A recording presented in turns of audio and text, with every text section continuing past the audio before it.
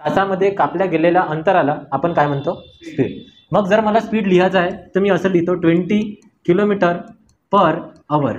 मी असंच लिहितो 20 kilometre per hour. मी असं लिहितो तर मला काय भेटते? स्पीड. म्हणजे एका तासामध्ये किती 20 किलोमीटर जातात त्याला म्हणतात वेग. तर माझ्या गाडीचा वेग 20 किलोमीटर प्रति तास आहे असं मी म्हणू. मग आता जर मी हेच गोष्ट 20 पर सेंचुरी म्हटलं तर हे सेंचुरी म्हणजे काय होते बेटा? 100. आलं नाही का लक्षात? आणि हा जो सेंट आहे तो सेंट कायचा आहे? तर तो सेंचुरीचा आहे. मग सेंचुरी म्हणजे काय होते? 100. आणि 20 पर 100 असा याचा अर्थ होते. जसं की 20 पर किलोमीटर पर आवर होते.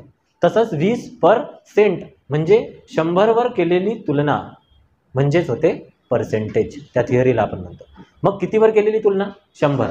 मग कोणतीही गोष्ट, कोणतीही पर्सेंटेज सारखा सोपा टॉपिकच नाही आहे. कोणतीही गोष्ट तुम्ही जर 100वर त्याची तुलना करता तर तुम्हाला पर्सेंटेज भेटून जाते. छोट्या छोट्या गोष्टी पहा. रूम भाडं पहिले 2300 रुपये होतं. किती रुपये? 2300. मग काकानं ते रूम भाडं 2500 केलं तर किती पर्सेंटेजची वाढ झाली? असे प्रश्न येतात ना. आपण काय करू की 2300 रुपयाच्या रूम भाड्यावर काकाजीनं 200 रुपयाची वाढ केली म्हणजे 2500 झाले. 2300वर कितीची वाढ? तर 100वर कितीची वाढ जर तुम्ही काढलं तर तुमचं पर्सेंटेज निघाले. नाही समजलं बेटा? पक्का? एका दुकानदाराने 400 रुपयाची वस्तू 360 रुपयाला दिली तर त्याने किती टक्के सूट दिली? आलं लक्षात? आता बघा किती टक्के सूट दिली, किती रुपये सूट दिली याच्यात फरक आहे. 400 रुपयावर त्यानं 40 रुपये कमी घेतले तर 100 रुपयावर तो किती रुपये कमी घेईन याला म्हटलं जाते टक्केवारी. 4 रुपये, 4%. आलं की नाही लक्षात? मग तुम्ही 100 सोबत जर तुम्हाला कम्पेअर करता आलं का तुम्हाला टक्केवारी हा युनिट समजला. बाकी टक्केवारी ओव्हरऑल तुम्हाला समजला का की टक्केवारी किंवा पर्सेंटेज म्हणजे काय असते? काय असते? 100वर तुलना कशी करायची याचा अभ्यास. 100वर तुलना कशी करायची याचा अभ्यास आहे तो टक्केवारी. मग याच्यामध्ये प्रश्न आहे व्हेरायटीमध्ये. भावनाने तिच्या पगाराचे 15% दान करण्याचे ठरवले पण ऐनवेळी तिच्या काही भावना जागृत झाल्या कारण की तिचं नाव काय आहे आणि तिने 15% दिव्यांग मुलांना दान करण्याऐवजी 1800 रुपये केले जे की पहिले ठरवलेल्या रकमेपेक्षा 5% अधिक रक्कम होती. तर भावनाचा पगार किती? आईने तिच्या मुलांच्या शिक्षणावर 20% खर्च केला, मनोरंजनावर 10% खर्च केला आणि भांडे वस्तू घेण्यासाठी 17% खर्च केला. तर तरीही आईकडे 22,000 रुपये शिल्लक राहिले तर आईचा मंथली पगार किती? नाही समजले? पगारावर आधारित गणित, गुणांवर आधारित प्रश्न, कसाही क्वेश्चन, लोकसंख्येवर आधारित प्रश्न, काही देईन तो तुम्हाला. म्हणजे मी काही गणितं सांगेन, खूप सारे व्हेरायटी आहे. आपण एक एक गणितं सोडवण्याची सुरुवात करू. फक्त एवढी गोष्ट लक्षात ठेवा की आपल्याला हा युनिटचा अभ्यास काऊन करायचा आहे सांगा. 100वर तुलना कशी करायची. आणि जर शेकडेवारी तुम्हाला चांगल्यानं समजला तर तुम्ही असं समजा की शेकडेवारी, नफा तोटा, सरळ व्याज, चक्रवाढ व्याज हे वेगळे वेगळे युनिट नाही आहे. हे एकच गणित आहे शेकडेवारी. आणि याचे 4 सब टाईप आहे. जसं अंतर्वेळवेगमध्ये कसे भरपूर सारे टाईप्स पाहिले तुम्ही रडेपर्यंत. 2-4 पोरं रडकुंडी आले होते म्हटलं. एवढे बेकार ते म्हणजे MPSCचे पोरं होते. ते गणित काही येत नव्हतं. मला म्हणे का सर म्हणे आपल्याला थोडंफार येते म्हणे. आपल्याला फक्त तर्क व अनुमानची निगेटिव्हची केस नाही येत म्हणे आणि फक्त अंतर्वेळवेग येत नाही म्हणे. बाकी सगळं येते म्हणे. तर मी तसं बेसिकमधूनच बसू देतो मी पोरायले. डायरेक्ट अंतर्वेळवेगमध्ये कसं बसवणं म्हणजे ते आमचं नुकसान आहे. का बरं? तो 4 दिवस करते आणि डबल तो येतही नाही आणि अकॅडमीकडे पाहतही नाही. कारण अंतर्वेळवेग टॉपिकच आहे. तर म्हटलं बा एवढा अभ्यास आहे या पोराचा, प्रिलिम बिलिम निघून आहे म्हटलं, बसू द्या. बस बा 5-6 दिवस केला, डायरेक्ट रडायला लागला ना तो. आणि आलाही कोणत्या 132 गणितापासून. सर म्हणे जे गणित पाहू राहिलो ते एकही येऊन नाही राहिला. हे प्रभू, हे प्राणनाथ, सेमच कंडिशन आहे. पण बेसिक महत्त्वाचं आहे का नाही या बेसिक. आता पहा बेटा, या पूर्ण ओव्हरऑल पिक्चरमध्ये तुम्हाला एक गोष्ट तर समजली असेल की काय, की 100वर तुलना कशी करायची आहे हेच आपल्याला पुऱ्या शेकडेवारीमध्ये समजून घ्यायचं आहे. तर आता समजा की हा एक क्वेश्चन आपण पाहिला.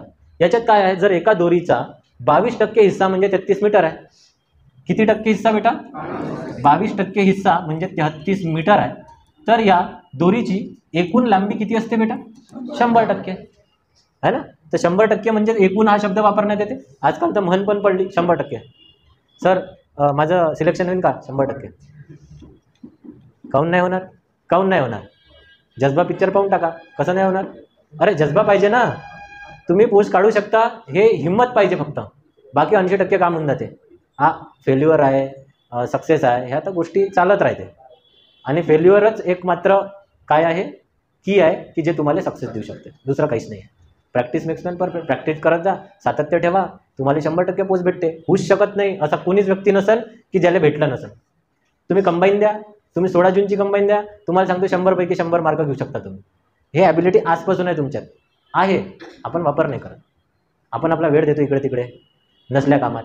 प्रॉपर प्लॅन करा, प्रॉपर पद्धतीनं चाला, वेगळं करा, स्वतःला एकटं करा. असा कसा रिझल्ट नाही आहे? होऊच शकत नाही की जो वर्ग डेली सातत्यानं कंटिन्यू अभ्यास करून राहिला त्याला म्हणजे त्याला फेल्युअर येईल. शक्यच नाही आहे. कंटिन्यू करत राहा.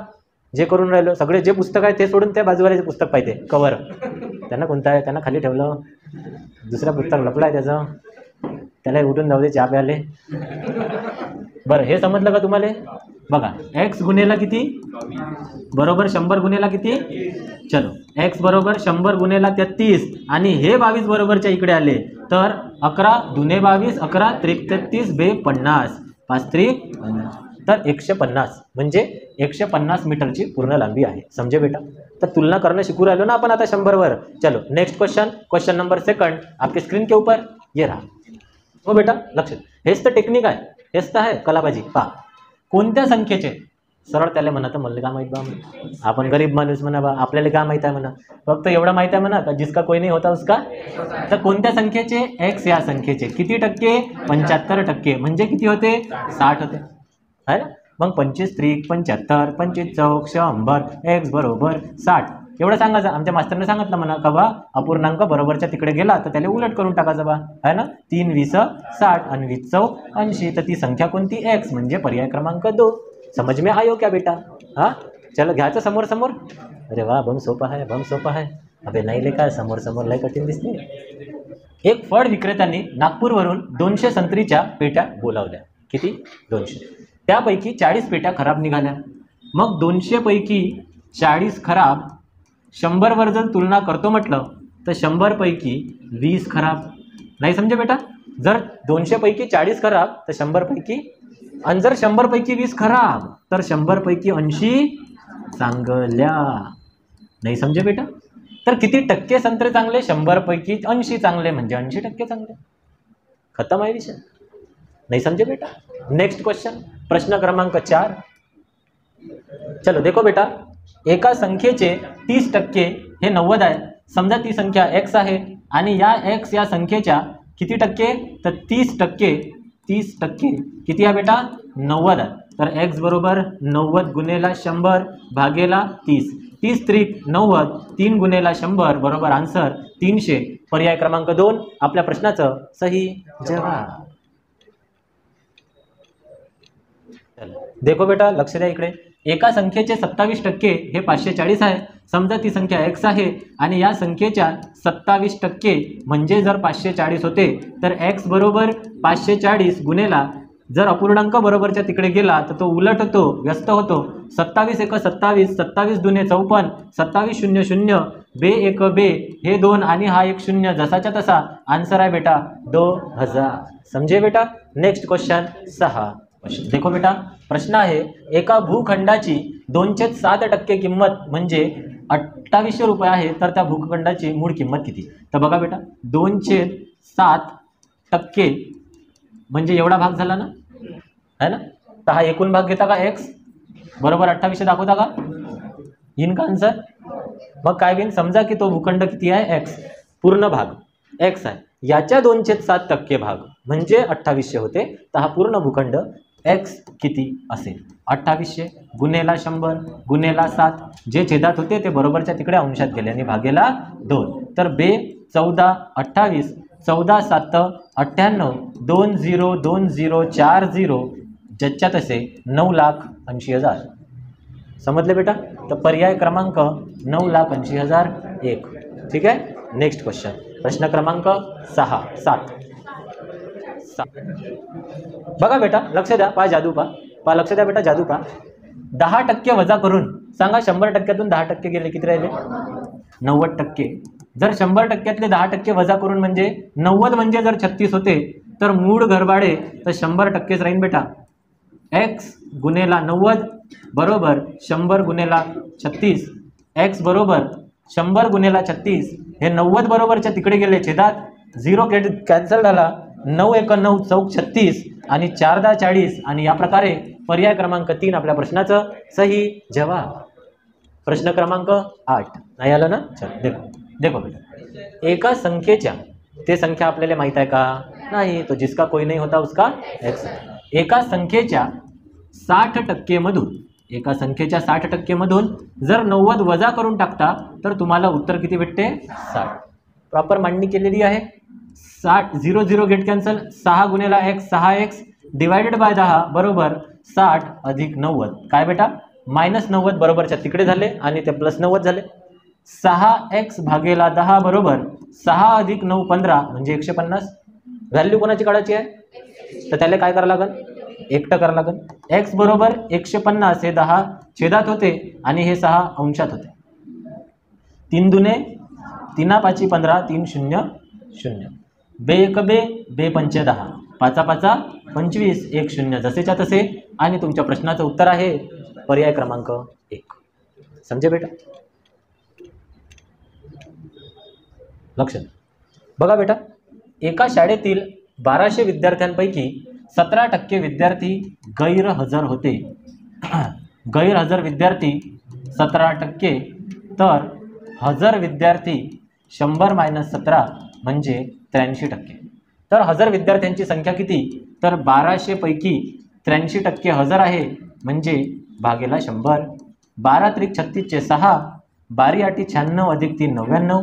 पर्याय क्रमांक 2 आपल्या प्रश्नाचं सही जवाब. समजे बेटा? Next question.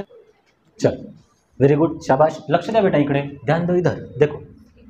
140 मुलांपैकी किती मुले पास झाली? पास झालेली मुले आहे 65%. म्हणजे 100 पैकी 65 जे मुले आहे ते पास झाले आहे. तर नापास जे आहे ते 100 मधून 65 गेले, तर 35% मुलं नापास झालेले आहेत. त्याने विचारले एकूण नापास किती? तर आपण सरळ 140 मुलांपैकी 35% नापास झालेली आहे, तर 35% विद्यार्थी काढून घेऊ. ठीक आहे. 0 0 गेट कॅन्सल. 5 दुने 10 5 7 35 2 7 14 7 7 49. पर्याय क्रमांक 3 तुमच्या प्रश्नाचं सही जवाब. नेक्स्ट क्वेश्चन लेंगे बेटा? नाही मॅडम, मी पण नाही खात. चल, एका संख्येचे 25%, एका संख्येचे समजा x या टक्केचे 25% म्हणजे जर 0.25 होत असेल. बेटा बोलू नको रे बा. एका संख्येचे 25% जर 0.25 होत असेल तर ती संख्या कोणती? तर x बरोबर 0.25 इंटू 100/25 करा, नाही तर इथंच 1/4 ला 4/1 करा. 25 × 25 25 चौक 100. दशांश पूर्णांकाचा गुणाकार करत असताना नेहमीच्या पद्धतीनं गुणाकार करावा. 25 चौक 100. जेवढे घर आहे तेवढ्या घराच्या नंतर दशांश चिन्ह द्यावे आणि आन्सर किती? 1. समजे बेटा? 12 प्रश्न. चल, लक्ष द्या बेटा, आन्सर आपल्यापर्यंत पोहोचलेला आहे. तरी सर्व भाविक भक्तांनी लक्ष द्या. एका संख्येचे, एक संख्या आहे, तिच्या 57% आणि 41% मधील फरक 240. तर 57 आणि 41 मधला जो फरक आहे तो 16%. मग 16% म्हणजे 240, तर ती संख्या म्हणजे 100%. आलं बेटा लक्ष? मग x × 16 = 240 गुणेला 100. मग x बरोबर 240 गुणेला 100 भागेला 16. मग 8 दुने 16 8 त्रिक 24 2 15 30 15 1 15. आन्सर आहे बेटा 1500. पर्याय क्रमांक 1 आपल्या प्रश्नाचं सही जवाब. नवीन नवीन पाहिजे काहीतरी. त्या टी शर्टवर पांढरा पांढरा काय उडलं रे बा ते? डिझाईन आहे का?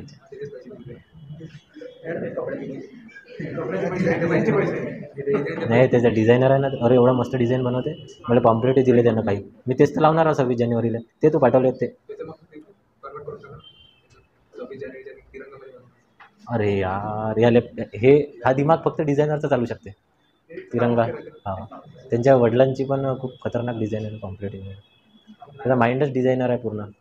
गलतीनं तो इलेक्ट्रिक फील्डमध्ये आला. सगळंच पाहिजे. 7,000 चालते ना, काही विषय नाही. तसंही माझा विचार उरायला वाढवायचा.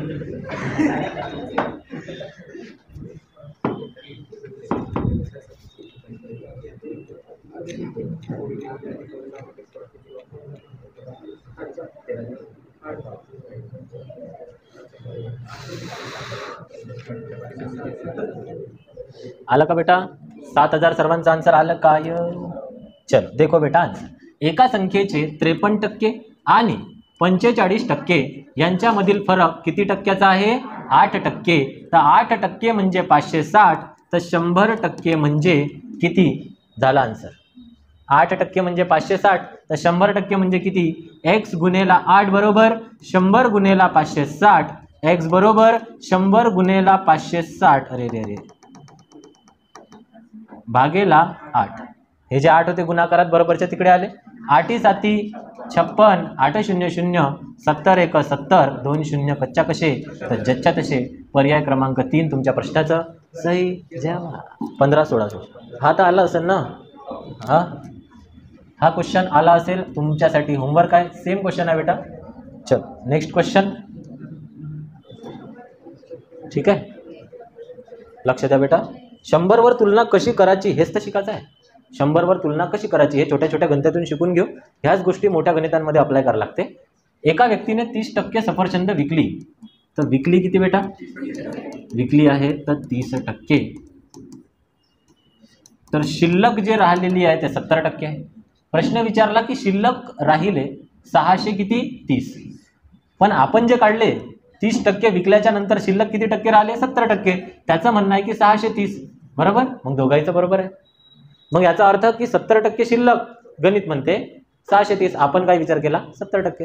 तर 70% म्हणजे 630, तर 100% म्हणजे किती? आणि या प्रकारे x गुणेला 70 बरोबर 100 गुणेला 630. आणि हे जे x गुणेला 70 होते बरोबरच्या इकडे आले.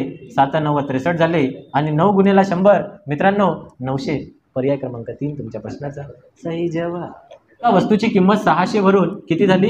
700. म्हणजे 100 रुपयाची काय झाली? वाढ. तर 100 वर केलेली तुलना म्हणजे टक्केवारी होय. मग बघा बेटा, x गुणेला 600 बरोबर 100 गुणेला 100. आणि हे 600 बरोबरच्या इकडे आले. भागाकारात 2 0 गेट कॅन्सल. आणि 100 भागेला 6 बरोबर आन्सर आलं 16 सख 96, 16.66. समजले का बेटा? नाही तर भाग देऊन द्या येते. 16 सख 96, 4 उरतीन, डबल 6 6 36, डबल 4 40 होतीन, डबल 6 6 36. चालू आहे ते प्रोसेस, आहे की नाही? हां, 19 नंबर घ्या बेटा. राजचे मासिक उत्पन्न 15,000 रुपये, त्यातील 9,000 रुपये तो खर्च करतो. म्हणजे 15,000 रुपयातून 9,000 रुपये त्यानं जे खर्च केले, तर जे 6,000 रुपये उरले हेच तर त्याची बचत आहे बेटा. हा त्याचा खर्च आहे आणि हे त्याचे उत्पन्न आहे ना. तर उत्पन्नातून खर्च वजा केला तर बचत उरते. तर राज उत्पन्नाचा शेकडा किती टक्के बचत करतो? म्हणजे 15,000 रुपयातील तो 6,000 रुपयाची बचत करतो. तर याचीच 100 वर जर तुलना करून टाकली तर आपल्याला भेटून जाते पर्सेंटेज. मग x गुणेला 15,000, x गुणेला 15,000 बरोबर 100 गुणेला 6,000. मग हे जे आहे 15,000 बरोबरच्या तिकडे येऊन भागाकारात गेले. आणि 0 0 0, 3 दुने 6, 3 5 15, 5 20 100 आणि 20 दुने 40. पर्याय क्रमांक 1 आपल्या प्रश्नाचं सही जवाब. Next question 20. सोयाबीन तूर, टेन्शन दूर. चल बघा बेटा, लक्ष द्या इकडे, लक्ष द्या इकडे बघा. एका लक्ष द्या. हां 20 व घेऊ का? ठीक है, तुम्हारी इच्छा बेटा. हाँ बस 2 मिनट में 2 क्वेश्चन खत्म कर देते, बता दे उसको. हाँ, पावसामुळे मिठाचे वजन 9% वाढते. तर 100 वर 9ची वाढ म्हणजे 109. तर 90 किलो मिठामध्ये किती वजन होईल पावसाळ्यात? तर 9% वाढाल. म्हणजे 100 वर 9 वाढले म्हणजे 109. जर 9% कमी म्हटलं असतं तर आपण 91 घेतलं असतं. 1 0 इथं गेट कॅन्सल करतो. 9981चा 1, 9 10 90 अधिक 8 98 छेदामध्ये 10 हा अंश जसच्या तसा लिहून 1 घरानंतर दशांश चिन्ह देतो आणि 98.1 या प्रश्न